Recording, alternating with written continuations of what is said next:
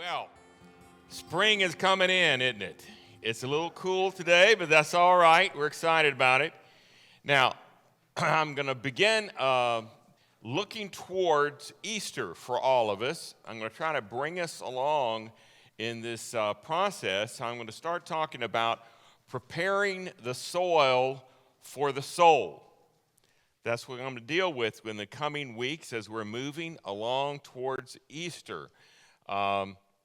And today I want to start by talking about the good ground. Okay, the good ground. Well, what do I mean by that? Well, you know, it wasn't but a couple of years ago when one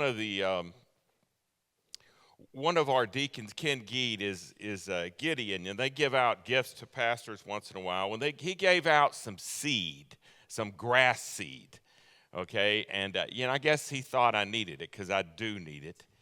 And, I forgot about the seed. It was in my office, and it stayed there for a good while. And somewhere around July, I found it. And I thought, okay, well, I'm going to go home, and I need some grass. So I just went home, and I threw the grass out on this hard ground. And how much do you think came up? Sharon will tell you, none came up. Well, what happened? What happened is the soil was not prepared right. I mean, if you was to test my soil, it's not good. I live in First Colony, and where we live, it's just there's a lot of trees, and the soil I think has got a lot of pH, high pH. It probably needs lime on it to get it right. I've been talking to people. I don't know. I've been talking to people. It probably needs to be broken up a little bit. Okay, a little bit of aeration. It needed some fertilizer. It needed some water. The soil, you just can't throw out seed and expect, like Jack and the Beanstalk, okay? Everything comes up. It takes some preparation to get the soil ready, and you probably ought to do it the right time, too. Well, I'm going to talk today about this parable of the soils. Sometimes we call it the parable of the sower, but it's really about the different soils. And I want to look at that as we're moving toward Easter, which is coming. So we're going to talk about good ground. We're looking at Matthew chapter 13, verses 1 through 9. Okay, and it begins Matthew 13:1. That same day, Jesus went out of the house and he sat by the lake. Now, Jesus in his ministry had been very successful up to this point. But recently, the crowds have started getting smaller. There were fewer people coming, and it was losing, a little bit of the momentum that they had had. And so this story and these parables that come afterwards were taught by Jesus. He went out of the house. He was in a house. He didn't always live camping out. He lived in the house when he was a young adult. And so he sat by the lake. They got a picture here of the Sea of Galilee. They say the lake because there's only one lake. Okay, that's all they have. And they call it a sea, but it's a big lake. And so it's on the northern part next to Capernaum where he was staying. And he went to teach as he'd been teaching. And in verse 2 it says, such large crowds gathered around him that he got into a boat and he sat in it while all the people stood on the shore. So he went to teach and he sat down. Nobody could see him, and the crowds got bigger and bigger around the shore. They couldn't see him, and so somebody had a boat. I got a picture here of the boat that they discovered. This boat, they call it the Galilee boat. This isn't it. It's in ruins, but it's the same size as this boat. These were the kinds of boats that were common at that time in the first century. So Jesus got up in this boat to preach. Now, I haven't preached to people in a boat, but during COVID, David Chen took me out in his boat, and I recorded a message for the church. And I remember it distinctly because we got out in the boat, and David wanted to hear what I was saying, so he didn't have to worry about steering the boat. And so he put the boat in a tight circle that was going around in circles. And after about 4 or 5 circles, I got physically ill. Okay, so that wasn't a good idea. And I said, David, you're going to have to stop this because I was getting sick. Anyway, Jesus didn't have that problem. He was in the boat, and the boat was still. But you can imagine a beautiful day. peaceful day, the water quiet, no wind. Jesus standing there, and he goes to teach. And there is actually a place on the Sea of Galilee that's a natural amphitheater. They call it today the Bay of Parables. And they have proven that you can literally speak to thousands of people without a microphone here at this Bay of Parables. And so he's facing the shoreline, sitting in the boat, and he starts to speak in parables. He told them many things in parables. Now, there are 64 parables in the New Testament. Almost all but 2 are in Matthew, Mark, and Luke. There's no parables in John. Parables were a type of communication that Jesus used a lot. In fact, in the synoptic Gospels, Matthew, Mark, and Luke, I think about almost a half of what he said was in parables. A parable is a story told about an everyday thing that people saw that was a comparison. And the meaning was always in doubt enough as to tease you to think more about it. So every parable had something in it that when you heard it, you thought, I don't know if I get that. And it was a way of communicating to get people, connected, to let them hear you. And so this is what Jesus uses a lot. He tells like 7 parables in a row here, okay? And so the crowds are here, and he goes to tell this story. He said, a farmer went out to sow his seed, and he was scattering the seed.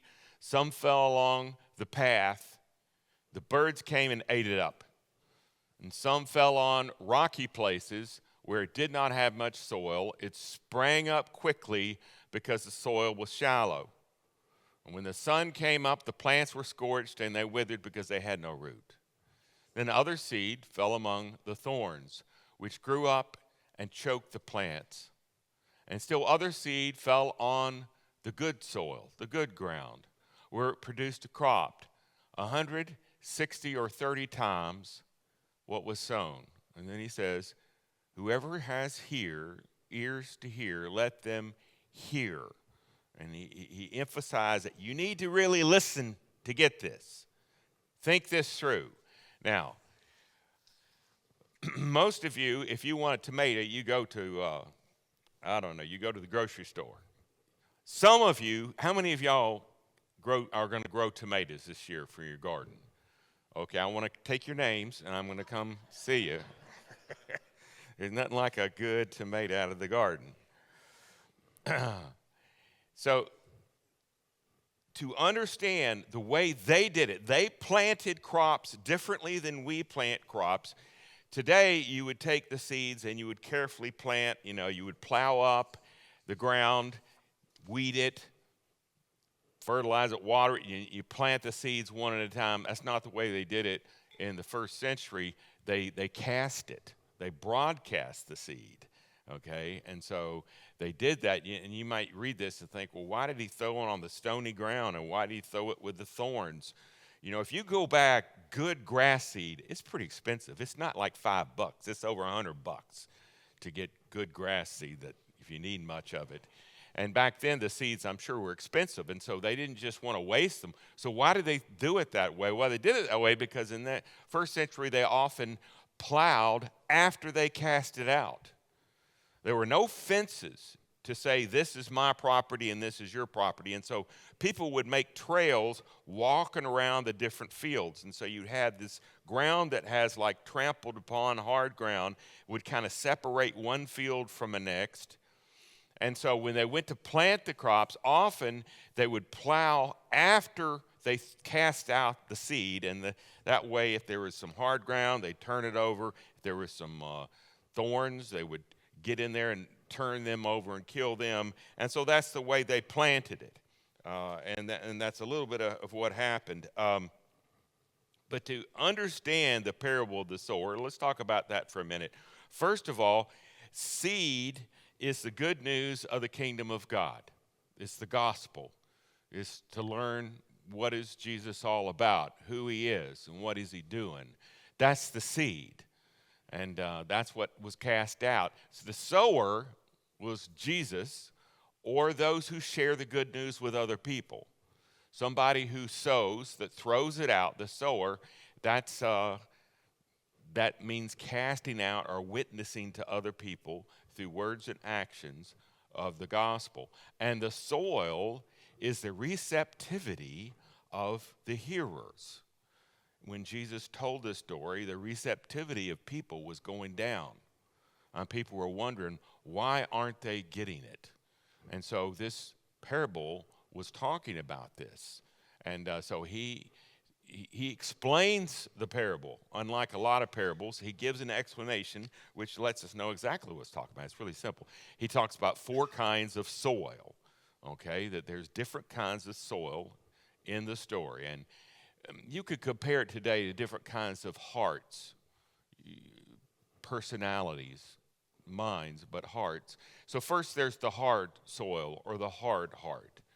You know, he explains it this way. He says, when anyone hears the message about the kingdom of God and doesn't really understand it, they weren't really listening. Somebody ever tell you something and you act like you got it, but you really didn't get it? You didn't understand it? And so they didn't really understand it. And then the evil one comes, which is like the birds, and snatches away that which was sown in their heart. And this is the seed sown along the path. And today, you know, we have people that are hard-hearted. Sometimes, believe it or not, we are hard-hearted. What causes the human heart to get hard? Well, one of the things is sin.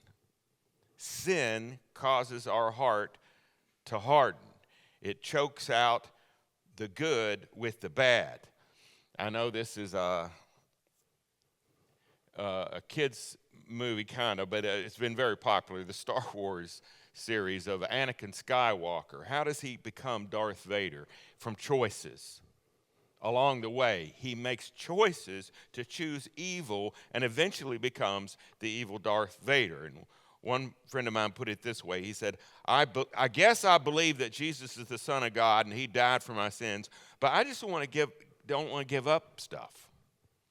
You know, I want to have my fun. Maybe later in life, I will come to God. But I'm not doing that today. I'm going to do what I want.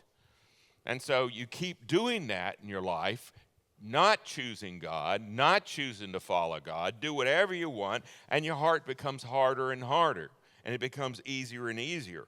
And so in the parable, the farmer was planning to plow up the hard ground, but Jesus is saying, you know, a lot of people today, in his day, were hard-hearted, and that's why they weren't hearing it. Same today. And the second kind, he talks about the other kind of soil, and he talks about the shallow heart. Okay?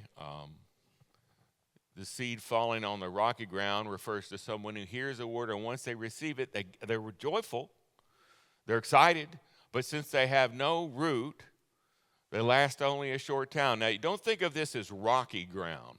Think of this as ground that has like some maybe bedrock 3 inches under the dirt. It's not like there's just a lot of rocks in the ground. This is like there's no depth to the soil. And so he says there are people like that. They're really pretty shallow. They live off their parents' faith, or because when they were a kid, they heard about Jesus, and they just, me and the old man upstairs, we're good. Well, they're not good. But they have this shallow faith, and they have no root. And when trouble and persecution comes because of the word, they quickly fall away.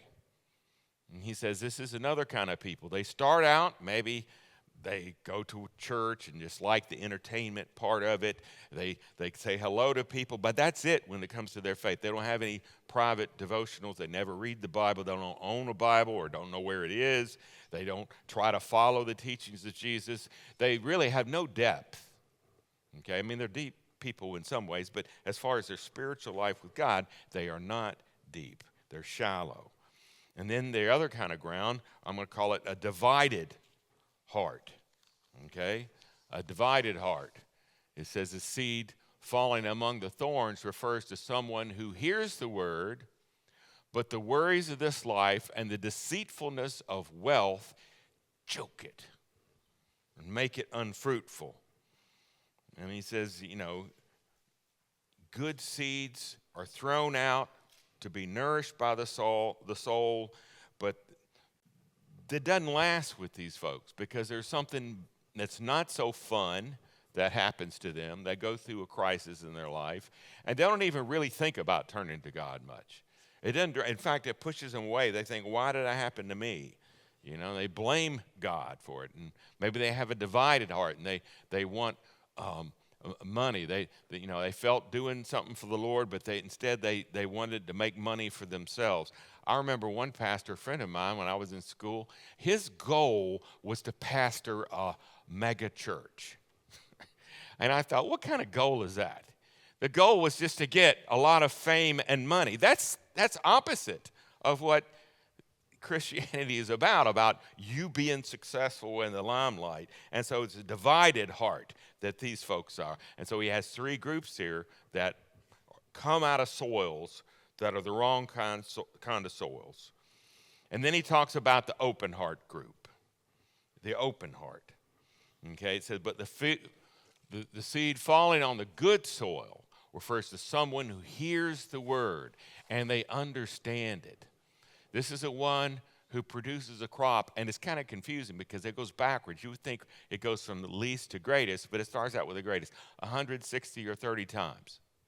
Now, since most of us don't know much about first century farming, if in Italy at that time, if you got 7 seeds to come out of one seed, that was a good crop. And in Palestine, if you got 7 or 8, in Egypt, you got 8 or 9, okay? But here he says, this seed is so good, some of it was 30 times what was sown, some 60 and some 100 times, which is huge amounts. So Jesus is saying, with some people, they really get it, and it is beautiful. And if you're open-hearted, that's what happens. And so this is the story. Now, what can we get out of this? Well, first off, there is no problem with the quality of the seed in this story. The gospel, what we have in the Bible, the story of Jesus and who he is, and what he did, even people who don't follow Christianity appreciate who Jesus is. The seed is good. Got a picture of the seed. The seed is good. Amen? The seed is good. Second, the seed will bear different results in different groups and in different people. It says some seed produced 30, and some 60, and some 100. And so it's just the way it is. God has given some people gifts and abilities. You put them in the right place, if they're in the right soil, they just flourish like you would not believe. And so as a community of faith, what we're trying to do, part of what we're trying to do, good soil. We want to make it a place of good soil. We want to do everything we can to help you flourish and be part of the flourishing soil. And so I want to talk for just a minute about what's coming. Okay, what's coming, and we don't usually talk about this in this church very much, but starting this Wednesday, anybody know what starts this Wednesday? It's Lent, okay? Lent. Now, what is Lent? Well, the word Lent kind of means lengthen, and it means the days are getting longer, isn't it? And that's what's going to happen, okay? And it's a time in the history of the church of preparation and self-examination leading up to Easter. Now, it started in the years 300s, the 4th century, and until the 1500s, from 300 to 1500, everybody did it. Everybody did it, and it was something that everybody followed. All Christians would follow this, and in the 1500s, they had the Reformation. The Protestant churches broke apart, and some of the Protestant churches, stopped doing. Some still do, but they stopped doing. But for hundreds of years, but this tradition has become lost along the way for a lot of us. And so this year, I want to emphasize it a little more. We're not going to do it like the Catholic Church does it, but I want to emphasize it still because I think we need to follow this. This is a good thing. It's a time of preparation and self-examination. It lasts 40 days, not counting Sundays. If you used to take out, you were to take out your calendar and look at it from this Wednesday until Easter Sunday. Easter Sunday is on April 20th this year. You know how many days that is? 46 days. Every year, it's always 46 days. So well, how come it's not 40 days? They don't count Sundays. Okay, so you subtract the 6 Sundays. So as we move toward Easter, we're going to have 6 Sundays, and we're going to have 40 days that are coming. And so I'm going to challenge all of us to do 2 things. First, well, to deepen your relationship with God, first, to have a quiet time for 40 days. Okay? For 40 days. Now, I know we have 46 days starting Wednesday, but the days of the Sabbath, the Sundays, are supposed to be non-fasting, non-stopping. And so emphasize the 40 days, Monday through Saturday until Easter, starting on this Wednesday, quiet time every day. And second, give something up for those 40 days. It might be something you like to eat. It might be an activity that you like to do. I don't know what it might be for you. And the idea is when you miss what you're not going to do, for instance, I love chocolate. I love chocolate. Oh, I like it. I'm not going to have it for 40 days, so don't get me nothing, okay? Now, the way that the church has celebrated this for centuries is that the days of Sundays are not fast days. You don't stay away from anything on Sundays because that's feast days, days you celebrate. So this isn't like a diet. And the purpose of this is not to lose weight. The purpose of this is to grow closer to God, to deepen, so you're not going to be shallow soil, so you be receptive to God. And so you have a quiet time. What do I mean by that? I mean that you take a time during the day. You decide how long and when. For you, it might be early in the morning. It might be late at night. It might be sometime where you can be away from things, away from your phone, away the TV off, and you read the Bible, you pray, and you ask God to teach you. You worship God, okay? You do that daily for 40 days. We all do that, starting this Wednesday, okay? Now, we're not going to do a lot of the things that the Catholic Church does. They do they have the ashes. They call it Ash Wednesday because they burn like that palm fronds from the triumphal entry of the year before, and they make a mark on people's foreheads. We're not going to do that. But I am asking you that we prepare the soil of our souls. And so together as a community of faith, you commit to every day having a quiet time, and you give something up, okay? And that's my challenge. If you don't know what that's going to be, that's okay. You got until Wednesday. Starts Wednesday, okay? All right.